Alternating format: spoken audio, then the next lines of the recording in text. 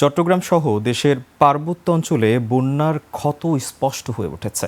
অর্থ পরিকল্পনা মন্ত্রী আমির খুসরু মাহমুদ চৌধুরী জানিয়েছেন, বন্যায় চট্টগ্রামে প্রায় 7 লাখ মানুষ ক্ষতিগ্রস্ত হয়েছেন।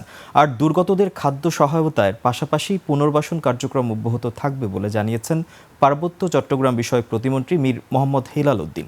এদিকে টানা বৃষ্টিতে নড়াইল পৌর শহরে জলাবদ্ধতায় চরম ভোগান্তি দেখা দিয়েছে। প্রতিনিধিদের তথ্য ছবিতে মাসুম আলিসার রিপোর্ট।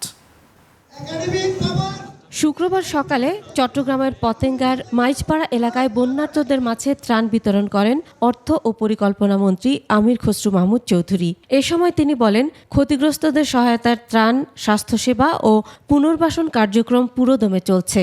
এরই মধ্যে 70,000 পরিবারের মধ্যে শুকনো খাবার এবং 40,000 পরিবারকে রান্না করা খাবার বিতরণ করা হয়েছে।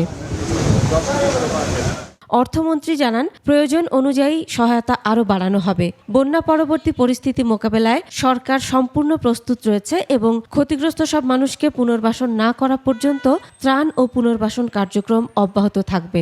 75,000 পরিবারকে শুকনা চাল, ডাল ইত্যাদি দেওয়া হয়েছে। প্রায় 40,000কে রান্না বান্না করে খাওয়ানো হয়েছে। এই ধারা কিন্তু অব্যাহত আছে, এটা চলতে থাকবে।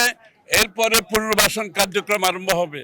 বান্দরবানে বন্যায় ক্ষতিগ্রস্ত এলাকা পরিদর্শন করেন পার্বত্য চট্টগ্রাম বিষয়ক প্রতিমন্ত্রী মীর মোহাম্মদ হেলাল উদ্দিন। শুক্রবার সকালে বান্দরবান জেলা পরিষদ রেস্ট হাউসে ত্রাণ বিতরণ অনুষ্ঠানে তিনি বলেন, ক্ষতিগ্রস্ত মানুষের দুর্ভোগ লাঘবে সরকার বিভিন্ন ধরনের সহায়তা কার্যক্রম চালিয়ে যাচ্ছে। পার্বত্য এলাকায় বন্যায় ক্ষতিগ্রস্ত পরিবারগুলোর এনজিও ও ঋণের কিস্তি 1 মাস স্থগিত রাখার নির্দেশনাও দেন প্রতিমন্ত্রী। ক্ষয়ক্ষতি যতটুকু হয়েছে সেটাকে কিছুটা কিভাবে আমরা স্বস্তির জায়গা আনতে পারি, কিছুটা লাঘব করতে পারি, সেই প্রচেষ্টা আমাদের সরকারের সহ আমাদের দলের সেই প্রচেষ্টা সবসময় আছে। পরে প্রতিমন্ত্রী বন্যা দুর্গত 300 পরিবারের মাঝে 25 কেজি করে চাল বিতরণ করেন। এদিকে নড়াইলে গত কয়েকদিন ধরে চলছে টানা বর্ষণ, আর তাতেই ডুবে গেছে পৌরসভার বিভিন্ন এলাকা। বেশিরভাগ গুরুত্বপূর্ণ সড়ক এখন পানির নিচে, কোনো সড়কে জমেছে হাঁটু সমান পানি।